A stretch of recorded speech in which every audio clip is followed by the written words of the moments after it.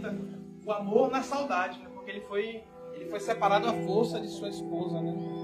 Mas ainda assim ele manteve a coragem de seguir em frente e retornar a ela, né? Sempre fiel a Sita. Então Ramachandra é o ser humano com todos os seus problemas, dificuldades, mas com as dificuldades imensas, né? Mas sem problema em enfrentar elas, mesmo que seja um demônio com uma nave espacial. E ele com arco e flecha, um índio quase, né? Com arco e flecha, o cabelo todo trançado porque estava na floresta.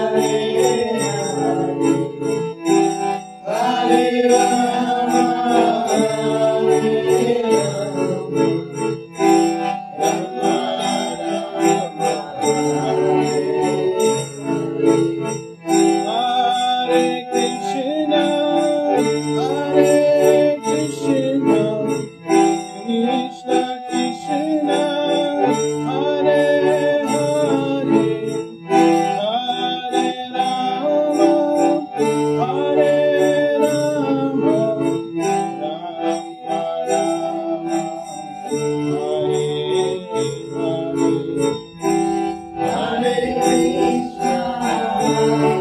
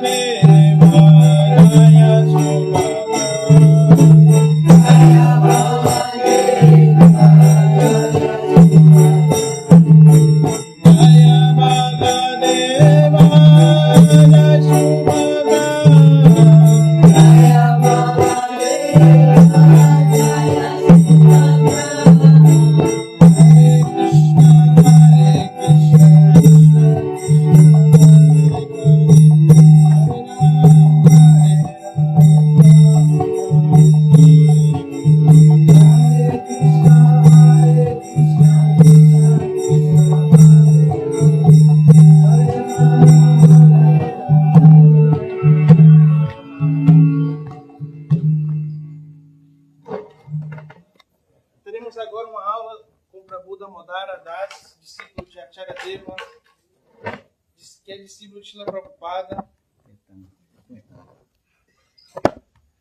Hoje, nesse dia de... Hoje é? Falecimento do senhor Ramachandra. Jai.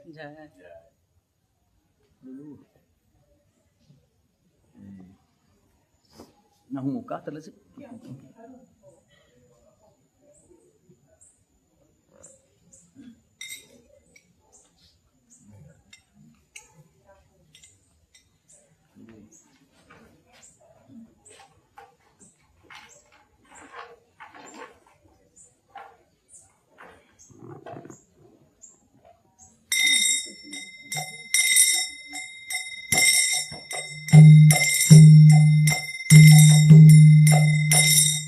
Jayo Radha Madhava Kunja Bihari. Jayo Radha Madhava Kunja Bihari. Jayo Radha Madhava Kunja Bihari.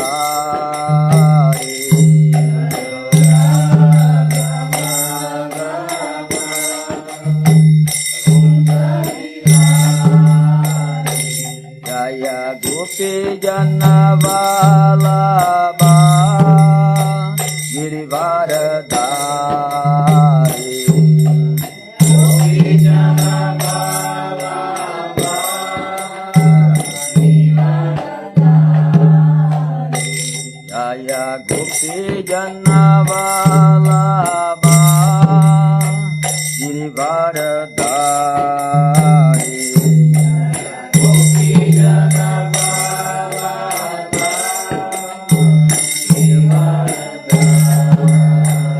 Yashodanandana Brajajana Rajana.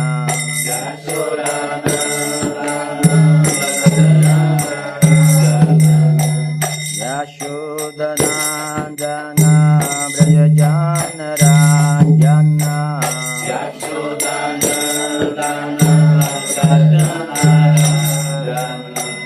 Yamuna Tira Vanachari. Yamuna Tira Vanachari.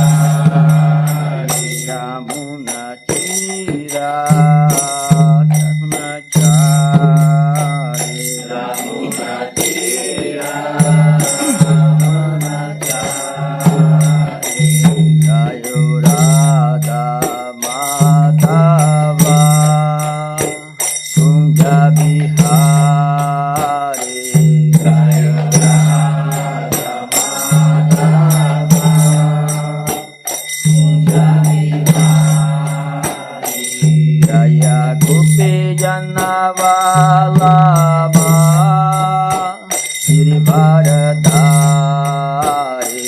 Jaya Gopi Janavalabha Girivaradari. Yashodanandana Brajajana Rajana. Yashodanandana Brajajana Rajana. Yashodanandana Brajajana Rajana. Yashodanandana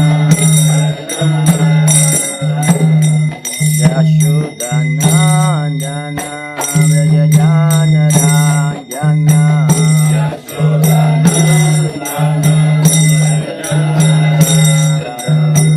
Yamuna Tira Vanachari. Yamuna Tira Vanachari.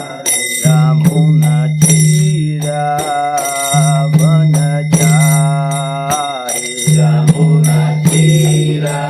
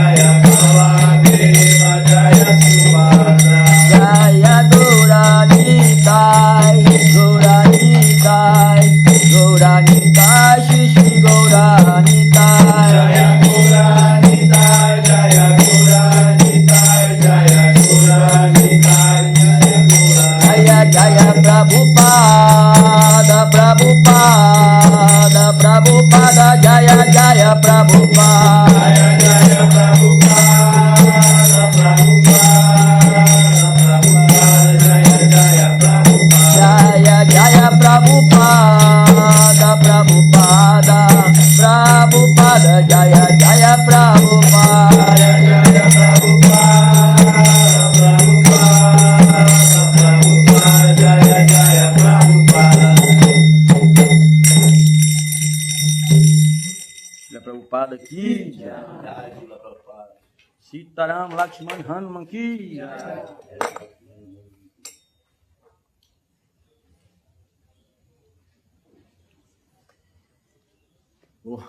Bom dia a todos, né? Bom dia. Sejam muito bem-vindos. Hoje é um dia muito especial, né? Que é o dia do aparecimento do Senhor Ramachandra. Eu particularmente gosto muito dessa encarnação de Krishna. O Senhor Ramachandra, ele veio mostrar o que era ser o rei ideal, né? O administrador ideal, o presidente ideal, o guerreiro ideal. E no mundo em que a gente vive agora, né? São duas coisas assim que são de extrema importância, né? Política e espiritualidade. Duas coisas que estão extremamente deterioradas nesse mundo que a gente está vivendo, né? E é muito comum aqui no Brasil, quer dizer, não sei em outros países, mas aqui no Brasil é muito comum a gente ouvir falar que política e religião não se discute. Futebol também, né? Fala, política, religião e futebol não se discute. Futebol eu até concordo que a gente não discute, né? Que é uma perda de tempo. Mas política e religião tem que ser discutido, né? Tem que ser discutido. A espiritualidade e a religiosidade, obrigado. A religiosidade que não é discutida é aquela doutrinária de que tem coisas assim extremamente, você tem que fazer assim, sabe? Aquela coisa encaixotada assim. Que não é o caso da filosofia da consciência de Krishna, né? A filosofia da consciência de Krishna, como o Prabhupada falava, como a Acharya fala, é uma ciência espiritual, né? A ciência tem que ser conversada, tem que ser discutida, tem que ser desenvolvida, tem que ser, né, praticada. Então é de suma importância que haja essa discussão. E política é a mesma coisa, né? A política se faz com um monte de homem conversando, né? Homem que eu digo no geral, homens e mulheres.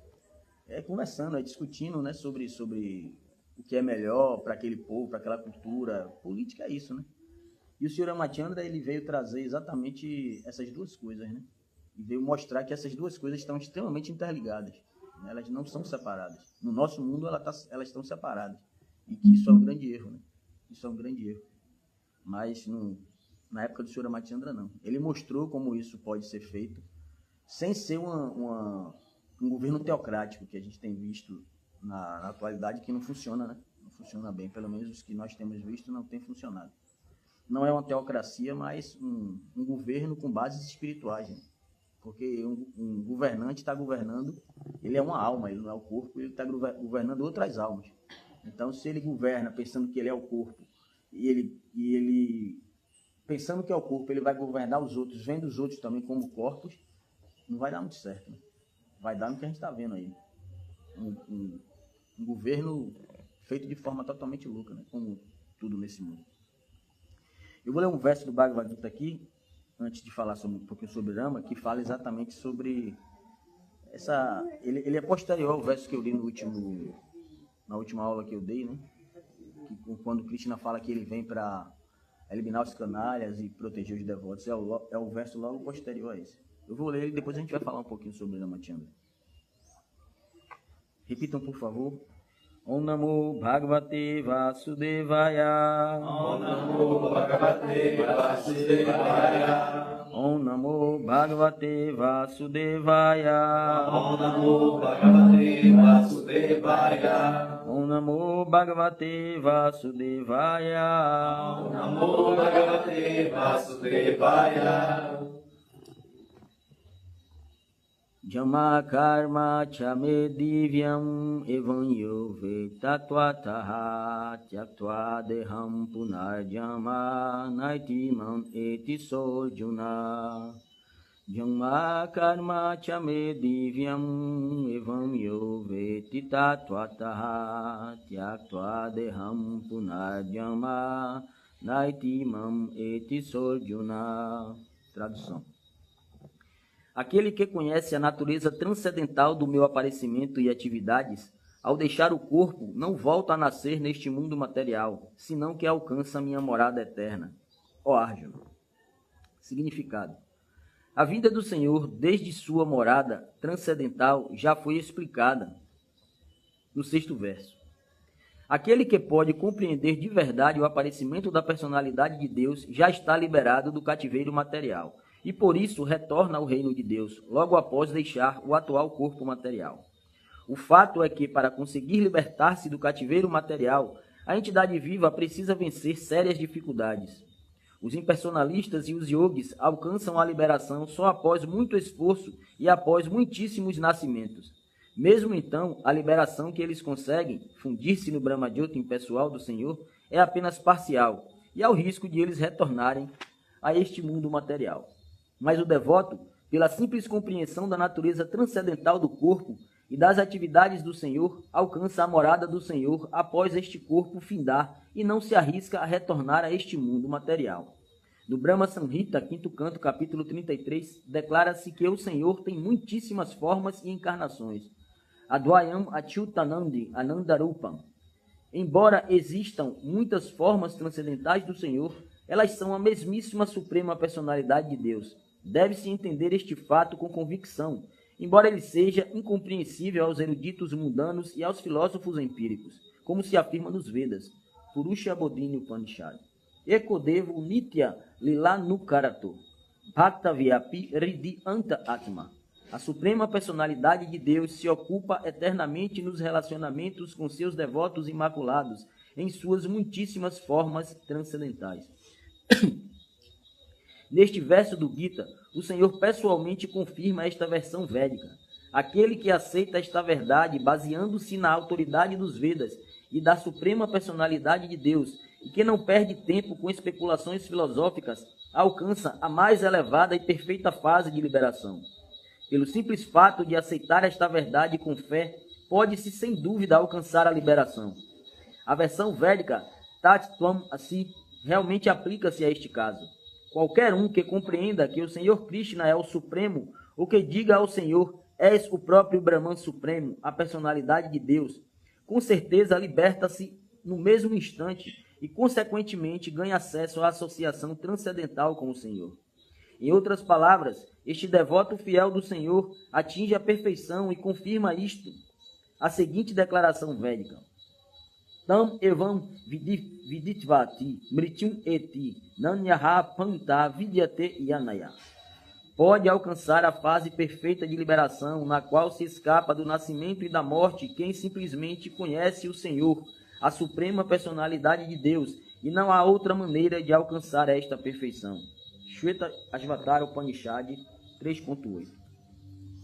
O fato de que não há alternativa significa que qualquer pessoa que não compreende o Senhor Krishna como a suprema personalidade de Deus, na certa está no modo da ignorância, e por conseguinte não alcançará a salvação, apenas por assim dizer, lambendo a superfície externa da garrafa de mel, ou interpretando o Bhagavad Gita conforme a erudição mundana.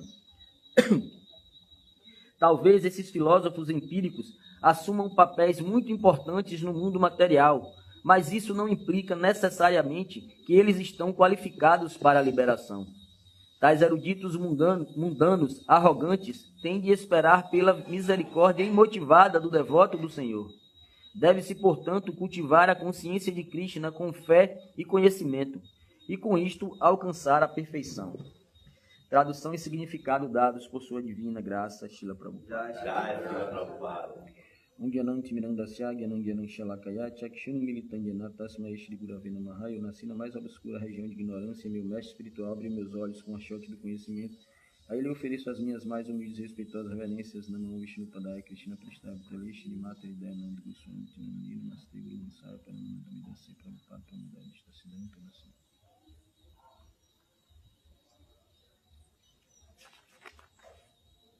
Aquele que conhece a natureza transcendental do meu aparecimento e atividades, ao deixar o corpo, não volta a nascer neste mundo material, senão que alcança minha morada eterna. Ó Arjuna.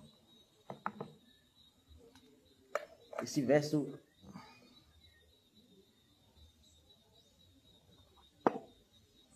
tem muito a ver com o aparecimento de Rama, né?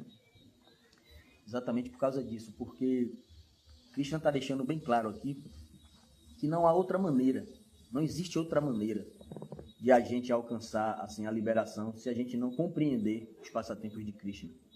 né? Se a gente não compreender as ações de Cristo. Por que isso? Será que é porque a nossa religião é melhor do que todas as outras? Será que nós todos estamos certos e todo mundo está errado? Será que é por causa disso? Não é por causa disso. É porque, como já foi falado aqui em algumas outras ocasiões, a gente não precisa só saber que Deus existe. A gente não precisa só saber que Deus existe. Na nossa sociedade, infelizmente, quando se fala de Deus, fala-se só disso. Saber que Deus existe, que a gente tem que ser submisso a Ele, e que Deus é grande, e que nós temos que obedecer a Deus, que nós temos que temer a Deus, e por aí vai. No entanto, a gente sabe que a única maneira que faz com que você honre alguém, a única maneira que faz com que você compreenda alguém, né? Essa palavra é muito importante, compreender. Compreender de verdade, sabe? A única maneira de compreender de verdade é quando você ama. Você só compreende de verdade se você amar alguém. Imagine, se existe uma pessoa que está ali na sua frente, convivendo com você, seu esposo ou sua esposa, e essa pessoa, muito raro acontecer nesse mundo, mas essa pessoa tem defeitos. E aí você tem que conviver com aqueles defeitos, né? Você tem que conviver com aqueles defeitos. Às vezes é uma coisa boba, deixar a toalha molhada em cima da cama, mas às vezes é coisa bem mais séria, mais incômoda, né? E qual é a forma que tem de você conseguir conviver com essa pessoa? É se você compreender a pessoa. Se você tiver um pouco de compreensão com ela. Compreender só é possível se você amar. Porque nossos filhos aprontam poucas e boas com a gente e a gente não torce o pescoço deles. Porque a gente ama. Né? Porque eles aprontam cada um que às vezes a gente fica... Mas a gente ama. Então a gente compreende, a gente procura compreender. Sempre a gente, eu entendo. Isso aí foi por causa... Não, eu entendo que ele fez isso. Eu entendo. Essa compreensão, esse compreender, ele só é possível verdadeiramente com amor. Então, compreender Deus só vai ser possível se nós amarmos a Deus. Mas nós não vamos amar a Deus se nós não conhecermos a Deus. Né? Se a gente não conhecer verdadeiramente quem é Deus. Por isso que eu falo que na consciência de Krishna, a gente não vê só Deus. A gente vê Deus também. O Ser Supremo, que mantém a todos nós, mantém todas as entidades vivas, que constrói toda essa natureza, que é a autoridade máxima, que é o beneficiário último, que está acima de todos, que é grande, que é onipresente, onipotente. A gente sabe disso, mas a gente não fica só nisso. A gente vai além disso. Além disso, significa você compreender quem é essa pessoa que tem esse poder todo que eu acabei de citar aqui. Quem é essa pessoa? Como é a personalidade dela? O que é que ela pensa? Qual é os afazeres? Né? Todos nós temos afazeres. Né? Todos nós temos atividades que a gente pratica. Ninguém aqui fica parado igual uma árvore. Todo mundo tem atividades. E essas atividades elas estão relacionadas com o caráter da gente, né? Com a personalidade de cada um. Né? De acordo com sua personalidade, você vai se ocupar na sua vida com diferentes atividades que são basicamente de trabalhar, de sobreviver, mas à sua maneira, de acordo com a sua personalidade, de acordo com sua personalidade particular. Você vai, essas mesmas atividades que todo mundo faz, você vai fazer do seu jeito. Então, como é o jeito desse ser, Deus? Como é o jeito dele de fazer as coisas? O que é que ele faz? Né? Como ele pensa? Quem é ele realmente? Né? Eu já dei um exemplo aqui, uma certa feita, não sei se estava todo mundo aqui, mas quando você, por exemplo, tem um filme, né? E tem um personagem de um filme. Você nunca ouviu falar, você sabe que está passando um filme legal no cinema, mas você vai assistir. Aí quando chega lá, tem um personagem desse filme, que é como chama? O mocinho do filme, né? O protagonista, é o mocinho do filme, assim, o herói do filme e tal. Você nunca ouviu falar dele, você não sabe nada dele. Mas aí você assiste o filme todo. E quando você chega no final, você sai do cinema assim, pô, aquele cara é muito legal, aquele, sei lá, Superman, Homem-Aranha, ou sei lá quem, Rambo, ou sei lá qual é o nome do personagem lá. Você sai ali encantado com aquele personagem, você gosta pra caramba dele. Até 2 horas atrás, antes de você entrar na sala do cinema, você não sabia nem quem ele era. Mas você saiu dali gostando dele. Pô, que legal, tal. Por que isso? Porque você assistiu no filme os passatempos dele. Você viu no filme as atividades que ele faz. A gente vê no filme o caráter que ele tem, a capacidade que ele tem de altruísmo, né, de fazer bem aos outros. Claro, não é só porque você conheceu. Porque o vilão também você conheceu e você não saiu dali gostando dele. Né? Mas por causa das características positivas. Porque geralmente os heróis do filme, o que é que eles têm? Eles têm bondade, eles têm coragem, eles têm algum poder assim além do normal, alguma capacidade, né? Não, se não for um poder mágico, assim, de voar e tal, mas pelo menos um poder de lidar com os bandidos, de conseguir resgatar alguém que está indefeso, né? Cada filme tem um roteiro, então ele tem certas capacidades de colocar em prática a bondade, a compaixão, ele se arrisca por inocentes, né? Tudo isso atrai a gente, atrai a nossa natureza. Ninguém sai se bem que o mundo está tão doido que hoje em dia estão se fazendo fã-clube para vilão, né? Mas geralmente a gente fica mais encantado com o herói, né? Com alguém que faz coisas boas, com que fazem coisas boas. A gente fica mais encantado com essas pessoas. Então, é a mesma coisa. Todas essas qualidades estão em Deus. Todas essas qualidades estão em Deus, só que assim, de maneira suprema. Porque se alguém tem um pouco de bondade, Deus tem toda a bondade. Se alguém tem um pouco de coragem, Deus tem toda a coragem. Se alguém tem um pouco de beleza, Deus tem toda a beleza.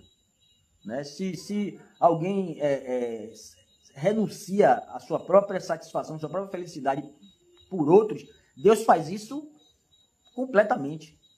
Né? Então, se tem alguém que a gente vai se atrair, a gente vai se apaixonar, se a gente assistir o filme dele, esse alguém é Deus. E a consciência de Krishna mostra exatamente isso. Essa pessoa que vai além do fato de ser Deus, porque Deus é uma função. Deus é uma função, Deus é controlador, aquele que manda, aquele que, né? A gente sabe, mas quem é essa pessoa? A consciência de Krishna vai além. É como se você soubesse, por exemplo, que você chega em um local e diz assim, pô, aquele gerente ali é o cara que manda em tudo aqui. Tudo isso aqui é dele. O dinheiro, tudo isso aqui, ele que manda, ele que, não é nem o gerente, mas o cara é o dono da empresa, assim, todas essas terras aqui são dele, isso aqui tudo é dele, todo mundo aqui é funcionário dele. Pô, o cara que manda, você conhece ali o cara que manda. Mas um dia, esse cara que manda, ele convida para ir na casa dele. Aí você vai conhecer outra pessoa. Você vai conhecer algo além daquele chefe que manda em tudo. Você vai conhecer o pai, como ele lidar com os filhos dele, como ele se comporta na casa dele, que tipo de filme ele gosta de assistir, que roupas ele veste quando ele não está com aquela roupa do trabalho. Você vai conhecer ele na intimidade, que é algo além da posição de chefe. Krishna é exatamente isso. Né? A gente não conhece só Deus, a gente conhece Deus de folga, quando ele não está sendo Deus. A gente conhece ele além. Então, é por conta disso que é dito aqui que é tão importante conhecer os passatempos de Krishna. Imagina, olha o que Krishna fala aqui. Aquele que conhece a natureza transcendental do meu aparecimento e atividades, ao deixar o corpo, não volta a nascer neste mundo material, senão que alcança a minha morada. Os passatempos de Krishna são de suma importância, exatamente por isso. Porque é através dos passatempos de Krishna que a gente conhece quem é Krishna. É através dos passatempos dele, das atividades dele, que a gente se apaixona por essa pessoa. Porque essa pessoa tem todas as qualidades que nós amamos. Todos nós amamos boas qualidades. Não tem esse que não gosta de boas qualidades. Todos nós estamos procurando essas boas qualidades em alguém. Quando a gente casa, quando a gente tem uma namorada, uma esposa, filho, a gente quer ver nessa pessoa essas boas qualidades. Essas boas qualidades. A gente quer muito ver essas boas qualidades. Ninguém se apaixona por alguém que você olha e não tem qualidades, e que são pessoas negativas, que são pessoas ruins, que são pessoas perversas, maléficas. Ninguém se encanta com isso. Às vezes por algum tipo de, algum tipo de deformidade psicológica que às vezes acontece conosco, né? Existem pessoas que, o pessoal fala, tem um dedo podre para relacionamento, né? Tem gente que fala isso, tem um dedo podre. Porque são pessoas que só se relacionam com gente que não presta, que é mal e tal. Mas isso não é o normal. Isso é algum problema que precisa de muita terapia, né? Precisa de muita terapia para a pessoa lidar com isso, né? Para resolver isso. Tem gente que só se apaixona por alguém que maltrata, que faz mal e tal. Isso não é normal. Mas o normal, o natural, é você se apaixonar por alguém que tenha boas qualidades. Você se encanta por pessoas que tenham boas qualidades. E todas essas boas qualidades, elas são só uma fração do todo. E esse todo é Krishna. Ou seja, todas as boas qualidades estão em Krishna.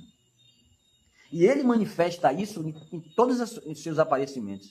Aí a gente entra agora no aparecimento de hoje, que é o aparecimento do Senhor Ramachandra. Se você conhece quem foi esse rei, se você conhece o Senhor Ramachandra, sabe quem ele foi, sabe as atividades dele dentro desse mundo, não tem como você não ficar encantado por ele. Não tem como. Krishna sempre se manifesta, como eu disse, né? Ele sempre se manifesta diferentes passatempos com diferentes, digamos assim, diferentes missões. Não é a palavra tão adequada, mas diferentes missões, assim, ele tem. Né? E o senhor Ramachandra, a missão dele foi a missão de rei, de governante. Então, como eu disse, eu particularmente gosto muito dessa encarnação de Krishna. E quando eu conheci essa encarnação, quando eu vi a primeira vez, eu fiquei muito encantado, assim, muito encantado. Nrsimhadeva e Rama são as encarnações de Krishna que eu mais gosto, assim, gosto muito. E principalmente, Rama, ele era um rei que considerava seu povo como filho. Ele era como um governante deve ser. Ele se importava realmente com seu povo. Né? E isso é principalmente para nós que estamos vivendo num mundo hoje onde nós temos políticos excelentes, né? Políticos assim, que se importam muito com a gente, né? Que é o nosso bem a qualquer custo. Eles deixam até de lado o bem deles pelo nosso. Né? Então a gente sabe o valor disso. Né? A gente bem sabe o valor de ter um governante assim, com qualidades divinas. Porque, veja, o mundo hoje está tenebroso. A gente está vendo aí, o mundo está tenebroso, está um negócio sinistro. E grandes responsáveis por isso são as pessoas que governam. Porque elas não entendem a grandeza desse serviço, a importância desse serviço. Né? Porque alguém tem que governar. Não tem como ter um mundo onde todo mundo é cada um por si, porque senão vai acontecer o que já aconteceu em muitas épocas, que é a lei do mais forte. Eu tenho força para tomar aquilo dele, eu vou lá e tomo. Então tem que ter um governo para equilibrar isso, né? Tem que ter um governo para equilibrar isso. Porém, as pessoas que são destinadas a essa função não pode ser qualquer pessoa. Né? Não pode ser qualquer pessoa. Porque senão essa pessoa, por conta do seu egoísmo, por conta da sua falta de sabedoria, ganância, luxúria, né? Imaturidade, pode, assim, degradar uma sociedade. E é isso que está acontecendo, a gente está vendo aí. Degradar uma sociedade. O senhor Ramachandra, ele quando... A história dele é muito interessante. Eu acho que... Eu costumo dizer que o Ramayana, a história do senhor Rama, eu acho que é a maior fonte de ética que existe. Eu acho que é a maior fonte de ética que existe. Eu acho que nada pode frutificar bem se não houver ética. Mesmo nossa vida espiritual. Se nós, na nossa vida espiritual, cantamos 16 voltas, a gente vai na frente do altar, a gente canta, a gente se veste como indiano, a gente faz tanta coisa assim que diz que a gente tem que fazer, mas a gente, na hora de agir uns com os outros, a gente não tem ética. É o que o Senhor Jesus falava, né? Que o Senhor Jesus Cristo falava, como ele chamou os fariseus, sepulcros caiados, né? Super enfeitados por fora, mas por dentro era só porcaria, corpo morto, cadáver. Né? Então, se a gente não tiver ética para lidar uns com os outros, a vida espiritual nem funciona. E a ética depende muito de quem governa. Depende muito de quem governa. Porque quem governa deve dar o exemplo. Quem governa deve impor a ética também.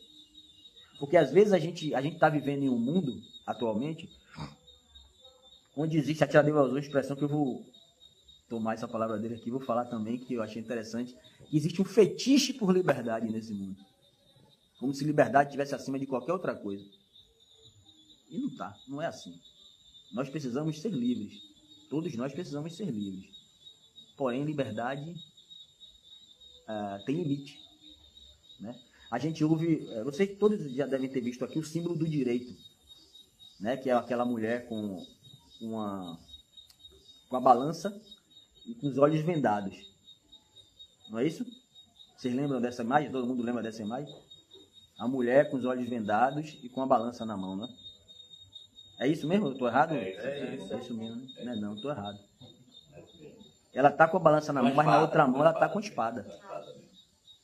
Porque significa que a justiça é cega, ela não olha um ou outro, ela age de igual com todos, de maneira equilibrada a balança, mas ela tem uma espada. Essa espada é para impor a justiça. A justiça precisa ser imposta. Porque se não for imposta, tem gente que simplesmente porque tem força vai dizer, eu não vou fazer e acabou. Eu vou passar por cima de você porque eu posso. Então é aí que entra o direito, é aí que entra a justiça. Então um rei tem que equilibrar essas duas coisas. Não é fácil. Compaixão e força. E o senhor Ramachandra, ele mostra isso de uma maneira assim, maestral na história dele, porque ele passa por muita coisa.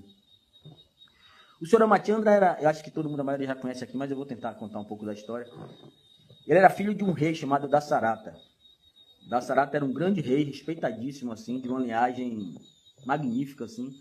E ele tinha dificuldades para ter filhos, mas ele conseguiu, através de uma cerimônia, ter filhos. Ele tinha 4 filhos. Ramachandra, Lakshmana, Bharata e Shatrughna. Então, esses 4 filhos dele, desses 4, o herdeiro seria Rama. Ele tinha 2 esposas. Não se assustem, os reis podiam ter mais de uma esposa, era normal. Então, ele tinha 2 esposas. E uma dessas esposas ficou invejosa com a posição da outra mulher, que era a primeira esposa, que o filho dela, que era o mais velho, que seria o rei. Então, por conta dessa inveja, ela se aproveitou do fato de que o rei tinha prometido a ela no passado que ela poderia escolher uma bênção que ele daria. Ele ficou satisfeito com ela diante de uma determinada situação. Alguns livros falam de uma coisa, outros falam de outra, mas enfim. Ele disse a ela que ela poderia escolher qualquer coisa que ele daria a ela, por conta dele ter ficado satisfeito. Qualquer coisa. Ela disse, não, no futuro eu lhe peço, agora eu não tenho interesse em nada. Né? Pediu 2 bênçãos. Ele deu a ela 2 bênçãos. Inclusive, ele disse, até a metade do meu reino, se for o caso, eu te dou, se você quiser. E ela disse que não. Então, anos se passaram, e quando chegou nesse período que faltava pouco tempo para que o senhor Rama fosse entronado, ia se tornar rei, porque o pai dele já estava cansado, já queria fazer o que nós chamamos hoje de se aposentar, né? Mas naquela época um rei renunciava e ia cuidar da vida espiritual dele. E aí, quando faltava pouco para o rei fazer isso, passar o trono para Rama, ela procurou ele e disse assim, agora eu quero as 2 bênçãos que você me devia. Aí ele disse, claro, por favor, pode pedir o que você deseja. Ela falou, a primeira é que eu quero que o meu filho seja entronado no lugar de Rama. Eu quero que Bharata se torne o rei, não Rama. Quero que ele seja o rei. E a segunda é que eu quero que Rama vá para a floresta e fique 14 anos lá, exilado. Aí o pai pirou, né? Ele amava esse filho, amava todos os filhos, mas Rama era o futuro rei, né? E ele fica mal assim com isso e tudo, mas um rei não podia voltar atrás da palavra. Ele tinha muito isso, né? Os reis não podiam voltar atrás da palavra. Ele era conhecido por cumprir a palavra dele. E aí ele chamou o filho dele, assim, arrasado, e falou o que estava acontecendo. Aí o filho dele falou, não, pai. Então, que vai ser feito do jeito que o senhor disse, a forma como o senhor deu sua palavra, vai ser. E ele tem um momento até na história que ele fala para Rama. Esses detalhezinhos é que torna a história interessante e que tem a ver com o que eu estou falando em relação à ética. Ele fala para Rama, pegue sua espada e tome o reino para si. Tome o reino de mim. Esse é um direito seu. Você poderia fazer isso, guerrear e tomar o reino para você. Você tem força para isso, o exército lhe seguirá.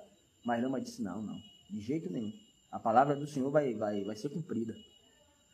E Rama aceita isso, né? Ele fica muito mal, o pai dele fica muito mal com isso, fica deprimido e tal. E a esposa dele, Sita, que é ninguém menos do que Shrimati Radharani, ela diz assim, não, se o senhor vai para a floresta, eu também irei com o senhor. E ele diz, não, você é uma princesa, você sempre viveu assim, toda a opulência, com toda a riqueza, você ir para a floresta é uma situação muito austera. E ele não iria para a floresta como príncipe, ele ia deixar tudo lá, ele ia sair só como uma pessoa qualquer, para ir para a floresta sobreviver.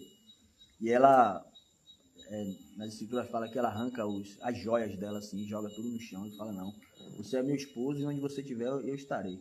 E vai com ele. E aí tem um irmão dele, que é o irmão mais próximo dele, Lakshmana, que é Balarama, que diz para ele, eu vou com o senhor também. Ele falou, não, você deve ficar aqui e ajudar. Não, eu vou, se você vai, eu vou, não vou ficar aqui sem você, eu vou. E aí vão os 3 para a floresta, né? Eles vão embora para a floresta. E o povo inteiro da cidade chora. A cidade inteira fica, assim, arrasada, porque ele era muito amado na cidade. O rei era muito amado, porque ele era justo, ele era amoroso, ele se dedicava realmente ao povo. Ele fazia o que um rei deveria fazer. E ele vai para a floresta. E o irmão dele, filho dessa mulher que queria que tirasse Rama e botasse o filho dela, que é Bharata, Bharata estava viajando, estava em uma viagem, né? Os príncipes viajavam muito, tinha aquela coisa diplomática de outros lugares e tal, e ele estava viajando. E quando ele volta, que ele fica sabendo ele fica completamente revoltado com a mãe dele. Você não é mais minha mãe. O que você fez por sua ganância, por sua... Você não poderia ter feito isso, ele fica arrasado assim, tal. Ele fala, não, de jeito nenhum que eu vou aceitar ser rei, de jeito nenhum, o rei é ele, o rei era Ramachandra. E ele aí pega a comitiva dele, monta no cavalo e adentra a floresta e vai atrás de Rama. Né? E quando ele chega lá, ele implora perdão a Rama, me perdoe por esse pecado da minha mãe, pela ganância dela e tal, de jeito nenhum que eu possa ser o rei, o senhor que deve ser e tal e tal. E aí Rama fala para ele, não, nosso pai deu a palavra dele, e a gente tem que fazer com que ele fique conhecido na história com a palavra dele mantida. Eu vou ficar aqui esses 14 anos e você vai governar. Ele fala, mas eu não posso governar, eu não sou, não, você vai governar e tal. Aí Bharata é tão ético, e tão livre de ganância e de cobiça, que Bharata pede as sandálias dele, pede os calçados, o calçado dele. E ele leva para o reino de volta, coloca esse calçado em cima do trono, e durante os 14 anos ele nunca senta no trono. Durante esses 14 anos ele fica como regente, governando como regente. Ele não aceita ser rei, ele é regente. Ele fica tomando conta de tudo e ele recebe, porque os reis recebiam as pessoas, né, dava audiência, conversava e tal, se reunia com os ministros. Ele fazia tudo isso sentado no chão. Em nenhum momento ele senta no trono. Isso é muito bonito, isso é muito profundo. Principalmente quando a gente está falando de poder. Parece uma coisa simples, mas poder é um negócio pesado. Quem é que não quer poder, né? A gente vê pai matando filho aí, político um matando o outro. Para ser deputado, não é nem rei. Para ser deputado, vereador, o cara está matando uns aos outros. Imagine a oportunidade de ser rei. O reino está na mão do cara e ele diz, não, eu não vou fazer isso. O reino é de meu irmão e eu vou... Entende? Então, são detalhes assim que mostram a grandeza dessa história. E o próprio Rama, que poderia ter, imagine, desistido do reino, ficou 14 anos na floresta. E aconteceram muitas coisas na floresta. Né? Ele vivia lá com Sita e com Lakshmana, e um dia apareceu uma donzela chamada Shurpanaka, que era irmã de um rei Asura, bem demoníaco, chamado Ravana, que vivia, o reino dele era onde hoje é o Sri Lanka, né? Ceilão, onde chama Ceilão também. Era o reino dele. E ele tinha uma irmã, e essa irmã, quando viu Rama era belíssimo, né? Um homem muito belo, um príncipe, assim. E quando ela viu Rama, ela se encantou completamente com ele, né? E ela tinha a mente meio... Acho que ela frequentava paredão, essas coisas assim. Ela era meio estranha. Aí ela, quando viu Rama, ela queria porque queria ficar com Rama. Queria porque queria ficar com Rama. Aí Rama disse, me perdoe, eu já sou casado. Me perdoe, eu sou casado, eu não posso ter você. E Rama, ele tinha feito um voto, que ele não teria mais outras esposas como o pai dele teve, e como os outros reis tinham. Ele tinha feito um voto que ele só ia ter uma esposa, que só ficaria com Sita. Sita tinha medo de ele ter outras esposas, de ser esquecida e tal, mas ele prometeu a ela que ele deu a palavra que ele só teria ela como esposa.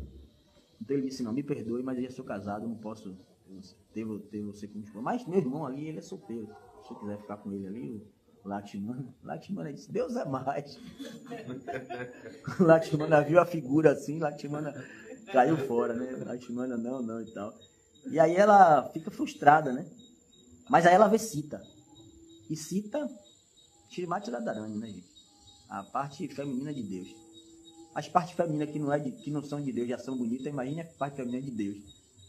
Então ela ficou muito invejosa. Não que mulher fique com inveja da beleza da outra, não estou dizendo isso. Jamais. Mulher não fica com inveja da beleza da outra nunca, em nenhuma situação. Mas aí ela ficou muito, muito irada, assim, sabe, com Sita, com muita raiva de Sita. E ela partiu para cima de Sita, né? Foi atacar Sita. E aí Lakshmana, para defender a cunhada, ele lança uma faca. Tem alguns livros que eu já li que falam que foi uma flecha, mas tem outros que falam que foi uma faca, né? Eu já vi que foi uma faca que ele lança e essa faca passa e corta o nariz dela. Corta o nariz dela, aí ela fica gritando e aquela coisa toda cheia de ódio e o nariz sangrando, e ela volta pro reino dela e tal. E aí chega lá e ela fala pro irmão, quem foi que fez isso com você que eu vou acabar com essa pessoa agora? Esse irmão dela, esse rei Ravana, ele era muito poderoso, ele era conhecido assim porque ele era um rei que fazia muitas austeridades e tinha muitos poderes, né? Tinha muitos poderes assim, sobre-humanos, poderes místicos, o que não era incomum naquela época, né? Até hoje ainda existe coisas na Índia que são assim, paranormalidade mesmo. A gente vive em uma sociedade tão limitada aqui no Ocidente, mas na Índia ainda acontecem coisas assim que são, né, fora do normal. Então ele tinha muitos poderes, assim, ele tinha muita coisa. E ele disse, eu vou acabar com quem fez isso com você. Quem foi e tal? Aí ela, maliciosa, que só ela, falou que foi um príncipe, que era Rago, que era, como Rama também era conhecido. E aí, ele diz, para botar mais pressão, ele diz assim, ele tem uma esposa, porque o irmão dela era conhecido, esse rei, por sequestrar e estuprar mulheres. Ele sempre sequestrava mulheres que ele achava, que ele gostava, que ele queria, ele sequestrava e levava, prendia lá, e ele tinha um harém, assim, de todas as mulheres sequestradas, né? Só que aconteceu também uma situação com ele, que ele foi amaldiçoado, de que a partir de um certo momento, acho que foi por causa de uma semideusa em um rio. Aí ela amaldiçoou que no dia que ele tentasse pegar uma mulher à força, ele iria morrer. Então isso bloqueou ele não podia mais fazer o que ele fazia antes de estuprar as mulheres. Ele levava as mulheres e aí conquistava, dava muitos presentes. O cara era um rei, conquistava, ficava assim semanas, meses, assim, até quando ele convencia e aí ficava com a mulher terminava se tornando mulher dele. Era muito comum ele fazer isso, depois da maldição. Então ela começou a falar, ele tem uma mulher linda. Mas todas essas que você tem aí, nenhuma delas se compara com a esposa dele, Sita. Ela parece uma deusa, ela é linda, ela começa a glorificar. Isso faz o olho dele crescer, né? Aí ele decide ir lá, né? E ele decide ir lá e não matar Rama, mas ele decide ir lá e sequestrar a esposa de Rama. Ele se disfarça de um sábio, né? É muito comum na Índia, acho que ainda hoje, não sei, mas era muito comum naquela época um sábio ir de porta em porta pedindo alguma coisa e ele dava a iluminação, dava, né, orientação assim, espiritual e pedia, porque um sábio vive do que Deus dá, né? Então ele vai de porta em porta, pede grãos, ele come o que foi dado a ele, a água e tal. E aí ele foi lá na casa dela, né? Fazer isso. Aí, só que para ele fazer isso, ele ia ter que passar por cima de Rama e de Lakshmana. Então, o que foi que ele fez? Ele tinha muitos demoninhos com ele, né? Pessoas que também tinham poderes místicos e tal. E um desses caras era... Como era o nome dele, meu Deus? Itai, me socorra aí, você lembra o nome dele? Que se disfarçou de um veado. Eu tentei lembrar hoje também. Tá na ponta da língua, mas eu tô lembrando. Mas enfim, aí ele vai e ele se transforma em um veado dourado, assim. E fica andando por próximo, assim, de onde eles moram.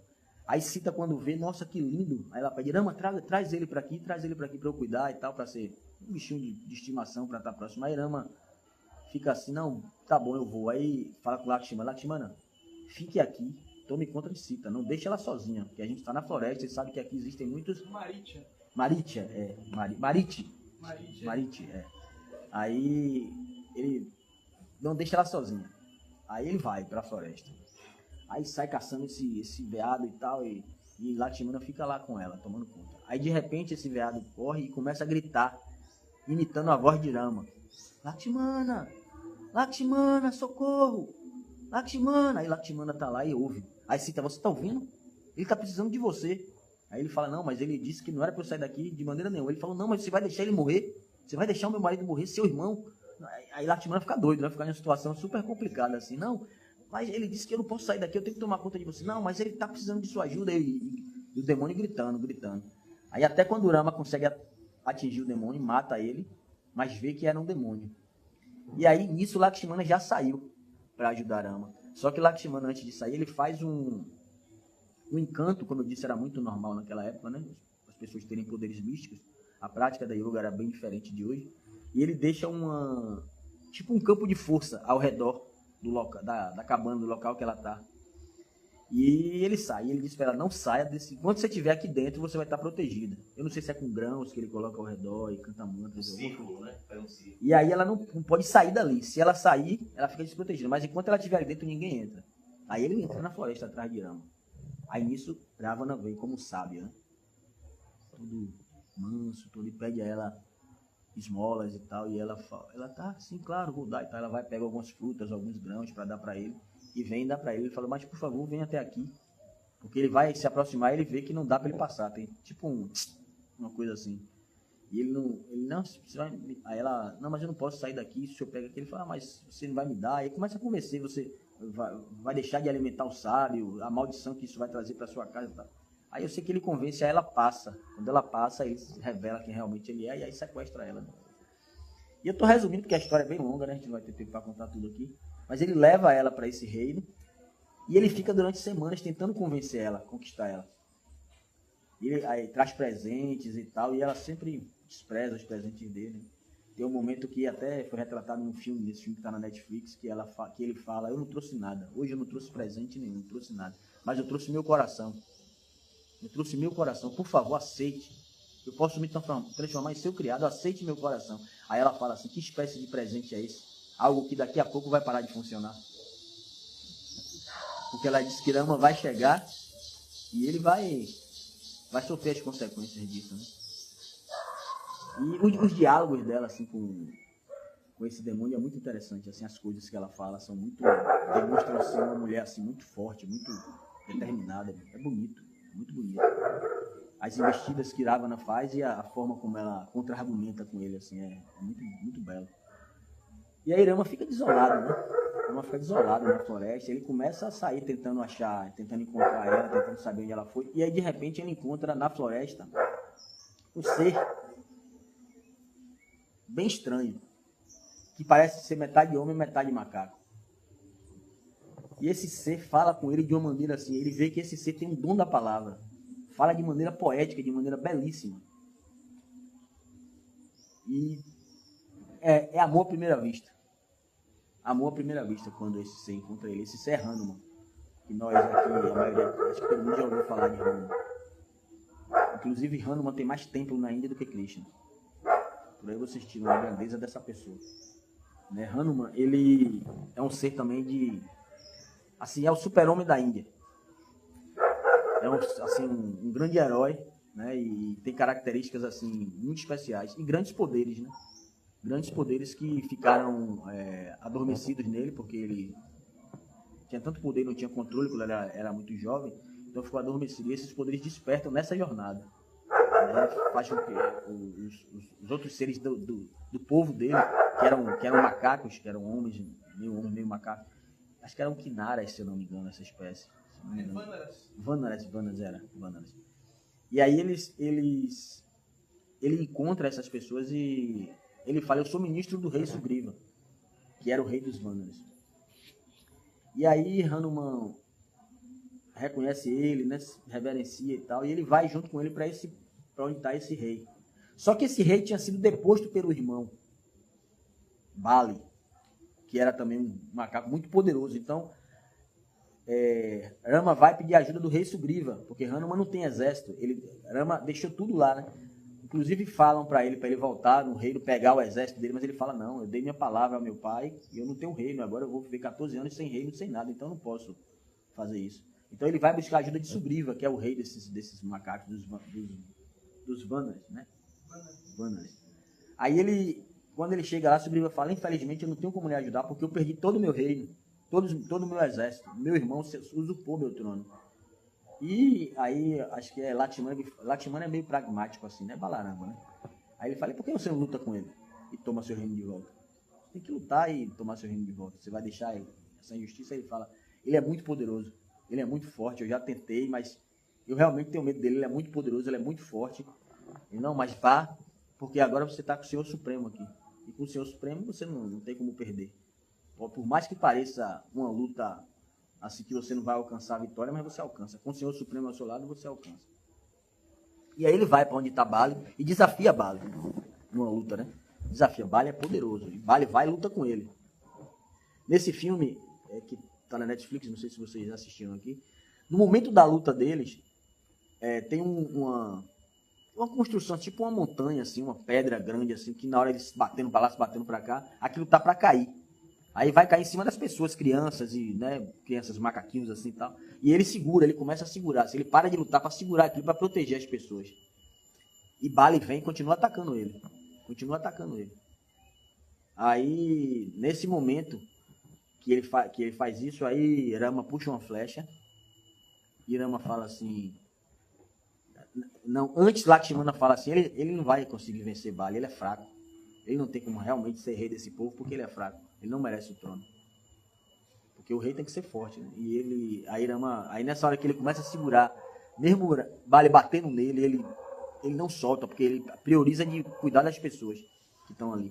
Aí Rama fala isso, que ele merece ser rei, porque ele coloca a segurança do povo dele acima de qualquer coisa. Não importa se ele é forte ou se ele é fraco. O que importa é a disposição que ele tem de proteger o povo. E um rei deve ter essa mentalidade. Sacrificar até a própria vida para isso. E aí Rama pega a flecha e quando Bali vem para matar ele com o machado, Rama vai.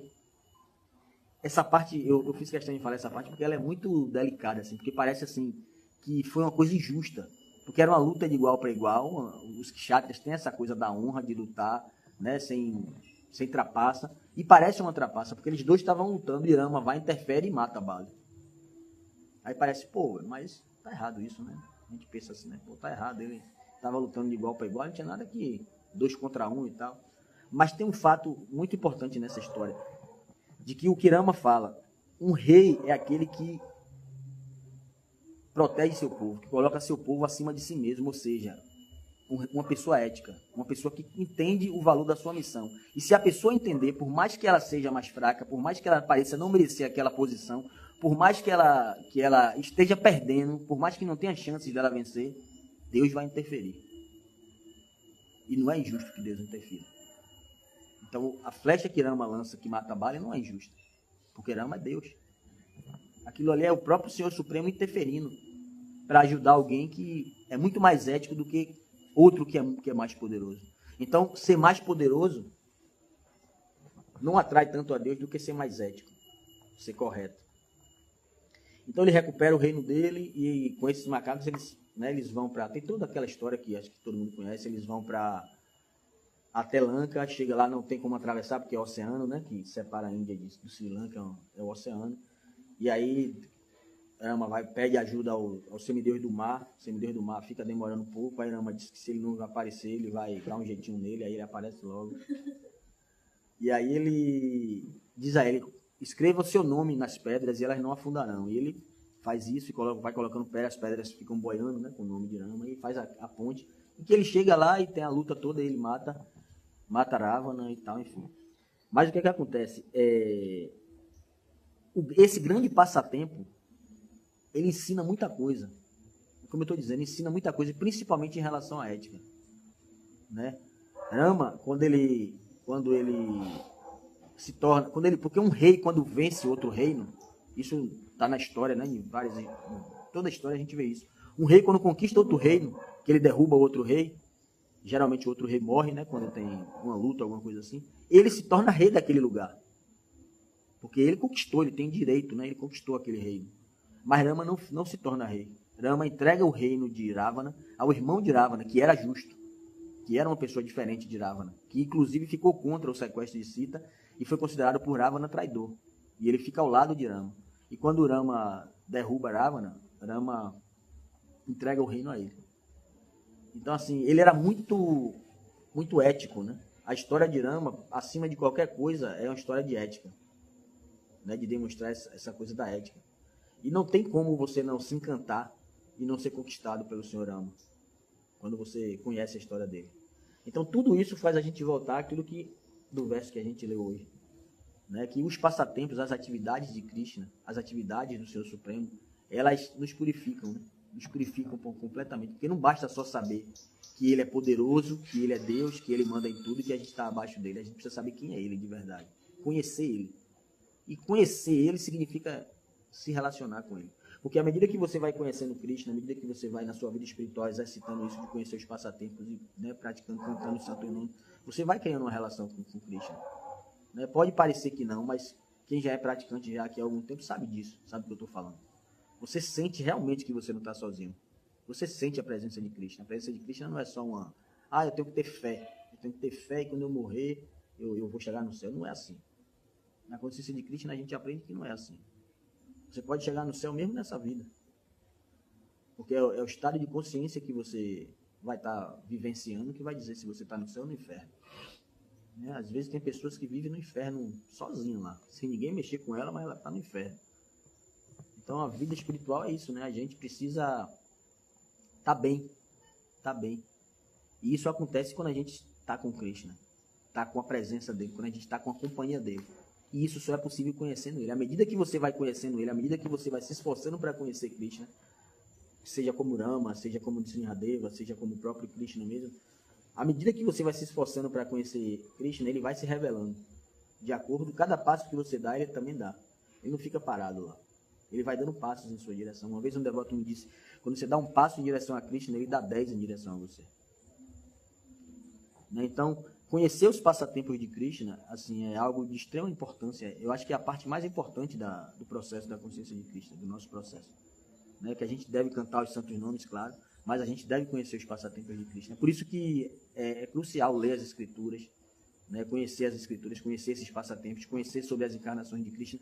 E por isso que é tão importante para nós relembrarmos e celebrarmos os aparecimentos de Krishna como a gente está fazendo hoje. É de suma importância, porque nesses aparecimentos de Krishna, nesse mundo, ele manifesta seus passatempos. E com a manifestação desses passatempos, nós temos material para a gente avançar espiritualmente. Né? Porque a gente tem a oportunidade de conhecer esses passatempos. E isso daí é o que faz, como aqui está dizendo, o que faz com que a gente se purifique. Né? Então é de suma importância, dias como o dia de hoje. Né? Eu vou terminar por aqui e vou dar espaço para vocês fazerem perguntas ou comentários, se vocês quiserem. Reclamação é com o Nitai, não é comigo. Mas... peregrinar também, né? Hã? Muito importante ir nos locais que aconteceram os passatempos. Sim. Está falando dos passatempos, eu fui em Londra. Né? A ponte ainda existe. Se você olhar, botar no YouTube, a ponte está lá. Ela existe ainda, essa ponte. Eu fui lá em... Os lugares sagrados são, né, são repletos, com certeza, de uma energia especial. Os Né? lugares é muito importante. Agora, claro, se a gente não tem condição de ir nos lugares, Prabhupada falava isso, né? Que os locais sagrados é onde você está. Se você se comporta como um devoto adequadamente, você vai transformar aquele lugar onde você está como um local de peregrinação. Prabhupada disse, onde tem um devoto sincero, é local de peregrinação. Ana diz que de tempos em tempos os sábios têm que ir nos lugares de peregrinação para purificar novamente os lugares. Exatamente. Imagina. Imagina. Imagina. Porque muita gente vai lá para se purificar e deixa seus karmas lá. Então as pessoas têm que ir lá purificar. É uma corrente do bem. Mas foi muito interessante que ele falou Corrente também, do bem. e tanto de se purificar, quanto também purificar o O lugar. local, Ou seja, os Purificar novos o lugar. devotos também com essa potência de Krishna, ir lá nesses lugares para purificar os lugares também. Sim, mas é isso mesmo. Quem mais que levantou? Engraçado que Ravana, Vai, ele bom. era devoto, você falou uma coisa, que ele era muito poderoso. É porque ele era devoto de Soshiva. Ravana. Ele era devoto de Soshiva, ele adorava Soshiva. Tanto que tem um passatempo que quando ele mata Ravana, ele comete um pecado, porque ele era um devoto de Soshiva, que era devoto de Ramachandra. Então, o que o seu Rama faz? Ele vai, tem que pesquisar o local, que eu não me lembro do local, eu fui nesse local. Lá ele vai e tem que adorar seu Shiva para pedir perdão, porque ele matou Ravana. Aí ele vai lá, pede a Hanuma para ir no local, buscar uma Shiva linda para vir, para ele poder adorar. Só que o local é muito longe e Hanuma demora de trazer essa Shiva linda. Aí o que Sita faz? A Sita pega a areia do mar ali no local e aí faz uma Shiva linda. E aí o Sr. Ramachandra faz o puja dele, de pedir perdão, né? De purificação dele no local. Eu acho que E existe... aí, quando Hanuma chega com outra Shiva linda, ele coloca ela lá. Por quê? Aí tem o porquê. Porque Ramachandra não queria desfazer do serviço do devoto de Hanuma. Hanuma foi até lá e trouxe. Aí o Hanuma, não. Ramachandra disse, não, deixa a Shiva linda aqui, porque você teve o trabalho de ir até lá buscar. Então ela vai ser adorada também. Aí é de Sita que a Sita fez e é de Hanuman que Isso tá em que escritura? Isso está em qual escritura? Essa liga fica Se botar instalada no lá. chat tem um nome, é porque eu não me lembro agora. Se botar no Os chat tem devotos o do nome seu do Chico, local. né, eles têm essa liga lá instalada exatamente onde fica a ponte. Sim. Aí, mas ela tem um nome lá, não é Lanca, é o nome do local também. A ponte é visível, ainda hoje é Não é visível. visível, não é visível, mas está lá. Dá pra. Se vê de cima, assim, da onde eu vi, que é assim, a margem assim, tipo, fica na hora, não dá pra ver. Mas de satélite Sim, da dá NASA, pra ver. os satélites, Assim, assim, que viram uma linha embaixo do oceano, né? Sim, Tá tem. submersa, A né? ponte tá lá, Tá né? submersa. Um local, assim, Tinha uma super- pergunta aqui também. Porque o sul da Índia, ele é muito Urama, Hanuman, que é adorado, né, no sul da Índia. Quem mais? O senhor falou que Krishna não pode intervir. É que ele interviu na luta de Bali, né, que matou Bali. Por que Krishna não interfere, por exemplo, na nossa realidade? Para interferir, por exemplo, em políticos, por exemplo, que querem... Pessoas boas que querem entrar na política, por exemplo, para governar, para ser boas pessoas, mas as próprias pessoas que estão ali não deixam essa pessoa subir, né, no poder e tudo mais, para manter o que eles têm ali, né, de pessoas só ruins no poder e tudo mais. Por que Krishna não interfere hoje em dia também, como ele, por exemplo, pôde interferir com Bali? Quem me disse que ele não interfere? Essa é a minha pergunta. Quem lhe disse que ele não me interfere? Talvez ele não interfere. Ele interfere. Deixa eu falar. Deixa ele responder. Ele interfere. Só que ele interfere do jeito que você acha que deveria ser. Sim. Mas Krishna está interferindo sempre. Se Krishna não estivesse atuando aqui, já teria se acabado tudo isso aqui. E Krishna está interferindo de uma maneira muito misericordiosa. De que maneira ele está interferindo?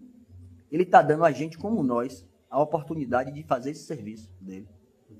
Porque não é através da política que as coisas vão mudar. Não existe político que vai mudar nada aqui.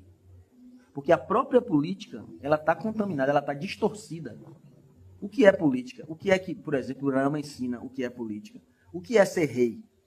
É você entender que até se um servo, um membro do seu povo, pecar e for para o inferno, a culpa é sua, como rei. Então o rei tem que cuidar de tudo. Ser rei não é um privilégio, como a gente pensa. Ser rei é um fardo a ser carregado. É um trabalho pesado, difícil. Porque a responsabilidade dos súditos dele está sobre ele. E a política de hoje é essa? A política de hoje é completamente o contrário. Completamente o contrário. Está totalmente distorcida. Então, o jeito com que se pode mudar isso é através desse tipo de revolução cultural. É através dos devotos de Krishna espalhar essa mensagem de Krishna, a mensagem de Rama, a mensagem do Senhor. E isso é um serviço nosso. Essa é a grande oportunidade. Prabhupada falou que... Prabhupada que fala isso, que o movimento do Senhor Chaitanya vai se espalhar por esse mundo. A opção que a gente tem é se a gente vai fazer parte disso ou não. Ou não, porque Krishna já está atuando, Krishna já está intervindo nesse mundo. Né? É só olhar para trás. Espera que eu vou deixar as outras pessoas que levantaram a mão falar. É só a gente olhar para trás e ver. Eu acho que pouca gente faz esse exercício histórico e psicológico, mas eu acho que seria importante fazer. Olhar para trás, imaginar a década de 60, sem Prabhupada. Como o mundo estaria hoje? Parece que foi uma coisa simples. Mas Prabhupada mudou esse mundo. Prabhupada transformou esse planeta. É porque é algo tão refinado que muita gente não entende. Sabe? Não entende. Hoje em dia a gente está vendo uma grande difusão do vegetarianismo, né? Através dos veganos e tal, né? Tá, muita gente protegendo os animais. Isso começou com Prabhupada. Isso começou com os devotos de Krishna na década de 60. Entendeu? Todas essas coisas começou com os devotos. Na década de 60 vieram muitos yogis, entre aspas, para o Ocidente. Muita gente que veio para cá receber $500 para dar um mantra secreto. Entende? Muita gente que veio para cá enganar pessoas. Prabhupada veio em um momento muito difícil. Foi muito difícil. A gente pode pensar assim, as pessoas ficaram encantadas quando viram aquele velhinho cantando Hare Krishna, tal. Mas aquele velhinho era só mais um, dentre vários outros. Tinha um monte de outras pessoas, com roupas exóticas, barbas grandes. Era a época disso naquela época. Mas Prabhupada conseguiu arrebanhar milhares de seguidores. Porque Prabhupada tinha alguma coisa de diferente. Prabhupada acabou com o movimento hippie. A verdade é essa. Sabe? Porque os hippies, dentro do movimento hippie, quem era sincero e queria transformar o mundo, se tornou devoto de Krishna. Quem era sincero se tornou devoto de Krishna. Porque quem quer realmente mudar o mundo, quem quer realmente se importa, tem compaixão pela sociedade, vai chegar um momento, vai passar por um movimento punk, um movimento hippie, um movimento, seja lá qual for, que surgir, ele vai lutar, vai batalhar dali, vai se frustrar e vai entender que a mudança é espiritual. E aí encontra Prabhupada. Então foi isso que aconteceu. Então Krishna está atuando, e está atuando muito. Está atuando muito. E Prabhupada fez um trabalho assim fantástico nesse mundo. Imagina, Prabhupada deixou esse planeta em 77. 77. Ano que vem faz quantos anos? 50. Né? 50 anos? 27. É 50 anos que ele deixou esse planeta. 50 anos que ele deixou esse planeta. E ainda hoje tem gente falando e lutando por essa missão. Lá no Kassanji, você sabe onde é isso? Lá no Kassanji. Falando de Krishna. Comendo praçada. Que potência esse ser humano não tinha? A gente fica parecido que eu estou falando assim, porque eu sou devoto, aí eu fico botando Prabhupada lá em cima, mas não é isso não. Mesmo se eu não fosse devoto, uma pessoa comum ia ser capaz de fazer isso? Uma pessoa, vai em qualquer lugar do mundo que você for, tem templo Hare Krishna. Acho que só no Irã que não tem. Em qualquer lugar do mundo que você for, tem templo Hare Krishna. Não tem templo, porque é proibido, mas tem, por exemplo, em Dubai. Dubai não tem templo, mas tem um hindu que faz programa todo sábado na sua casa. Aí. Então, todo lugar tem devoto de Krishna. Isso foi Prabhupada. Foi Prabhupada, que senão isso teria ficado, das duas, ou teria ficado restrito na Índia, ou teria chegado no Ocidente de maneira deturpada, com a invenção de um monte de gente que não ia prosperar muito. Mas Prabhupada trouxe a coisa original, Prabhupada trouxe a consciência de Krishna de maneira pura. E isso se espalhou pelo mundo. E será que cada um de nós aqui, cada pessoa que está aqui presente, cada pessoa que está aqui presente no seu dia a dia, no seu trabalho, na sua faculdade, com os seus vizinhos, no seu prédio, seja onde for, cada pessoa aqui que está aqui tem influência sobre outras pessoas. Tem influência sobre outras pessoas. A gente tem. Mesmo que você não abra a boca para falar de Krishna, você tem influência sobre as outras pessoas. Porque o seu comportamento influencia as pessoas. As pessoas olham e dizem, caramba, esse cara, essa menina aí é diferente, esse rapaz aí, quem é esse cara? Qual é a dele? Eu nunca abri a boca na faculdade. Eu estudei 5 anos, eu nunca abri a boca na faculdade para dizer que eu era Hare Krishna. Eu nunca abri a boca para falar que era Hare Krishna. Mas só que todo mundo ficou sabendo. Todo mundo ficou sabendo. Eu trabalho em presídio. Nunca falei nada de Krishna. Daqui a pouco começaram a me chamar de Damodara. Porque está escrito no meu WhatsApp assim. E aí perguntou por quê. Aí eu não tenho culpa, aí eu tenho que falar. E aí pronto. Então assim, a gente sempre termina influenciando de uma maneira ou de outra. E tudo isso é fruto do que Prabhupada fez. Não é a gente, é fruto do que Prabhupada fez. Prabhupada continua influenciando. E Prabhupada é a mão de Krishna dentro desse mundo. Então Krishna está intervindo sim. Engano se eu achar que Krishna não está intervindo. Krishna não intervém da maneira que ele fez no passado, porque era um outro contexto, era um outro mundo, era outra coisa, né? Mas Krishna está aí, Krishna está atuando, né? O senhor levantou a mão também, Bruno? Sim, tem duas questões. Uma eu não sei se tem esse relato, mas de quando que Rama se apercebeu, ou se já nasceu sabendo, que era uma das encarnações de Krishna. E o que são esses demônios que se fala? Quais são as características desses asuras, né? Sim, muito boa pergunta. Eu acho que está no horário apertado, mas vou tentar falar rapidinho.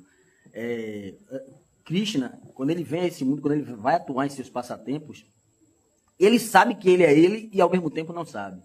Porque existe a Yoga Maya, que faz com que Krishna atue, tenha uma relação. Porque se ele viesse diretamente como Deus, aí as pessoas vão tratar ele como com uma certa distância. Então ele dá espaço para que a gente se relacione com ele, nos passatempos dele, se relaciona com ele com certa intimidade. Então, ele agia como se não soubesse, mas no fundo ele sabia. Que ele não tem assim um momento que ele se apercebeu. Não, ele sabia. Desde sempre, ele sabia. Ele veio com essa missão, já sabia. Né? E os Asuras são pessoas que têm natureza, e os Asuras existem até hoje. É como eu falei, só não tem os poderes que tinham naquela época, não tem digamos assim, as habilidades, né, paranormais que tinham naquela época. Porque, como eu disse, naquela época era muito comum esse tipo de habilidade. Mas hoje as pessoas estão aí, ainda existe Asuras. A gente vive hoje sob o governo das Asuras. Né? Se você parar para analisar, o Asura ele tem aquele pensamento de que a gente não precisa de nada além da gente mesmo. O Asura é aquela pessoa que tem aquela qualidade de que isso aqui é meu, eu sou demais, eu posso vencer. Se você é uma pessoa boa, se você ajuda o próximo, se você se preocupa com o outro, eles consideram você uma pessoa fraca. Isso é fraqueza. Sua própria força já é suficiente. Já é suficiente, isso, para tomar o que quiser. O mundo está desse jeito porque essas pessoas com essa natureza, eles estão em governos do mundo. Eles são grandes empresários, são donos de grandes empresas. Essas pessoas são pessoas de poder. Porque aí pode entrar naquela pergunta que você fez, mas por que Krishna deixa essas pessoas terem poder e não deixa as pessoas boas terem poder? Não é que Krishna deixa. Esse mundo material, a gente busca as coisas e o mundo material nos dá, de acordo com o nosso desejo e também as consequências do que a gente desejou. Essas pessoas só desejam poder. Elas têm poder porque elas vivem só para isso. Elas querem domínio, elas querem supremacia. Elas vivem só para ficar ricos, para ter contatos, para ter poder. Então essas pessoas são a cúpula. Por isso que o mundo está do jeito que está. Essas pessoas têm a natureza assúrica. Tem um livro de Acharadeva, não sei se todos aqui já leram, que é Justin Davis. Não sei se vocês leram. É muito legal, mostra muito isso daí. É uma história fictícia, não é uma escritura sagrada, não é um Shastra, nada. É um romance que ele fez, de um jovem americano e tal. Uma aventura como Harry Potter, como sabe, só que com um contexto muito interessante. E ele mostra exatamente isso, como os Asuras estão. Para que Asura maior do que Donald Trump? O cara tá quase causando a Terceira Guerra Mundial. O cara tá fazendo uma bagunça no mundo. E você vê que ele não tá nem aí. Ele não tá nem aí. Ele não se preocupa com ninguém nem com nada. Ele se preocupa só com poder. Com poder e com alcançar o que ele quer. Esse é o pensamento Asura. Os Asuras continuam presentes. Você pode encontrar pessoas com essa natureza até no seu trabalho. Tem pessoas que passam por cima de outras assim, que não tem nenhuma consideração com nada. São as naturezas. Até a gente mesmo, se não se observar, a gente se torna um Asura. E o devoto, o devoto ele é completamente contrário, ele presta respeito a todo mundo, inclusive para a formiga, para todas as entidades vivas, ele está prestando respeito. E os Asuras consideram pessoas assim fracas. Eu trabalhei com uma pessoa que era assim. E ele dizia para mim, essa conversa... Ele queria crescer espiritualmente, mas ao mesmo tempo ele ficava meio... Aí ele falava, elogiava, mas ao mesmo tempo ele dizia, não, isso é fraqueza, a vida não é assim, a vida não é desse jeito e tal. E um dia depois ele estava chorando lá, dizendo que ele fez tudo o que tinha que fazer para se dar bem nesse mundo, que conseguiu tudo, que tinha imóveis, que tinha dinheiro, que tinha isso, que tinha aquilo outro, mas não era feliz. Ele falou isso chorando. Então, assim, você consegue tudo que você quer nesse mundo. Agora, junto com o que você desejou, vai vir as consequências, né? Vai vir as consequências. Da montanha, falando da década de 60, né, 70, eu sou de 56. Então, eu lembro muito bem que naquela época tinha 60, 70 milhões de habitantes. E naquela época, ninguém tinha direito ao hospital, à farmácia. Minha família passou por isso. A gente não tinha nem médico, né, não tinha hoje. E hoje eu percebo o seguinte, que o pior que seja esse presidente, o presidente anterior, os outros, né, pelo menos eu observo que tem um bom SUS, sim, remédio para tudo quanto é lado, vale gás, Bolsa Família, bolsa não sei o quê, ajuda remédios especiais, se buscar esses remédios especiais para pessoas especiais também, ter essa oportunidade. Mas eu quero dizer o seguinte, que às vezes a gente esquece também que hoje nós temos 220 milhões de habitantes, né? Lá nós tínhamos 70 nós tínhamos 70 milhões de habitantes, né? E que o mundo naquela época tinha essa dificuldade. Né? Hoje as pessoas têm praticamente tudo, tem trabalho, né? Agora, claro, nem todo mundo pode ser só engenheiro, nem todo mundo pode ser só médico, né? Tem que ter todas as classes que é necessário ter todas as classes para dar esse atendimento. E por que se fala tanto assim, reclama-se tanto assim do governo anterior? Porque naquela época Getúlio Vargas, se eu não me engano, também era uma pessoa horrível, né? Eu lembro que meu pai falava, era rádio, aquele radinho mesmo, não tinha televisão. Eu às vezes fico assim um pouco confusa. É porque você está fazendo, você fica confuso porque você está fazendo uma comparação de agora para Getúlio Vargas. Agora para Getúlio Vargas continua sendo agora. Continua sendo agora. Getúlio Vargas é agora. A gente está falando de Irama. É um período onde as coisas eram bem diferentes. Hoje tem SUS, hoje tem remédio, hoje tem tudo e as pessoas continuam indo para o inferno. As pessoas continuam se degradando. Meninas com 12, 13 anos estão grávidas. Meninas com 12, 13 anos já fez 3, 4 abortos. A massa carcerária lá onde eu trabalho, a população carcerária, diminuiu a idade de uma maneira absurda. Absurda. Assim, um negócio, você chegava no presídio, a maioria dos homens era 30, 40 anos, 35. Hoje é 20, 18, 19. Meninos, crianças, praticamente crianças assim. Só fez 18, tá preso lá porque fez 18, mas você olha, você vê que tem uns que parece um ratinho, pequenininho, magrinho. Você olha assim, você diz que tem 10 anos, 15 anos. Então, assim, como é que melhorou? Já matou a ideia. Não, mas que você acha que vai mudar isso? Isso vai mudar quando o mundo se sair dessa linha materialista e ir para a linha espiritual. Isso vai mudar. O Sr. Chaitanya fala que um dia todos irão cantar os santos nomes. Eu acredito nisso.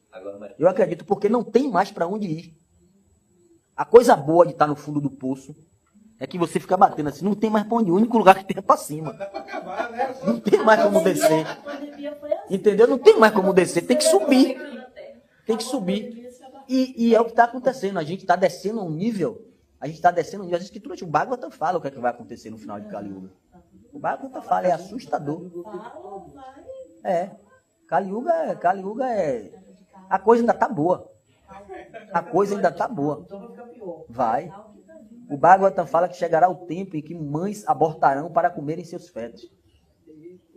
Muita coisa ruim ainda pode acontecer, entende? Porque esse mundo aqui, a luxúria e a cobiça, ela se alastra como fogo. Ela aumenta como fogo. Se não for contida, chega ao ponto assim. A gente pode ver um exemplo muito, muito prático disso com a Segunda Guerra Mundial. Né? A gente vê... Hoje a gente olhando de cá para lá, para trás, para a Segunda Guerra Mundial, a gente sabe as atrocidades que os nazistas fizeram com judeus, aquelas coisas todas. Mas a gente não entende que muitas pessoas que fizeram coisas horríveis eram gente como nós, pessoas comuns. Não eram só nazistas, pessoas comuns. Que simplesmente, pelo contexto do ambiente onde elas estavam, elas foram levadas e educadas a situações onde elas começaram a fazer coisas que depois que passou a guerra, muitas falaram assim, meu Deus, eu não sei por que eu fiz isso. Eu não sei como eu cheguei a esse ponto. Pessoas que, imagine, você tem um vizinho que cresceu com você, ali vizinho, você conhece a mãe, você conhece o pai, já brincava junto, seu vizinho, e de repente chega um regime ditatorial em que o governo vai e diz que a sua raça, porque você, digamos, você é judeu, aí a sua raça vai ter que ser expulsa dali, vai ter que ser levada. Seu vizinho não, vocês são tudo amigos desde pequeno, mas você vai ser levado, e quando você vai sendo levada pela polícia, você ouve o seu vizinho na porta dizer, vai judeu, vai judeu. Aí você pensa assim, meu Deus, eu cresci com essas pessoas me conhecem, porque elas estão falando de mim com tanto desprezo. Isso aconteceu. Isso aconteceu. Porque a cobiça, a luxúria, ela é cultivada, sabe?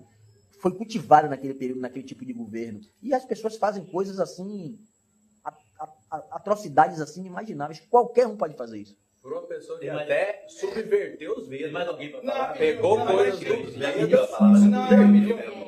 Porque a gente ultrapassou o horário. Ah, Não, sim. mas é que eu já tinha muito tempo, eu esperei, continuo falando, aí eu vi a palavra. Mas o senhor vai falar depois, porque tá falando da deidade. A deidade não pode esperar, não. Está esperando, não tem como a gente voltar. Já passaram mais de 40 minutos. Entendeu?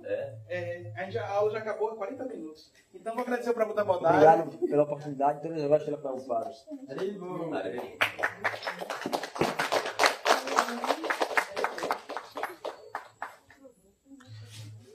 Prabhu, o senhor quer cantar?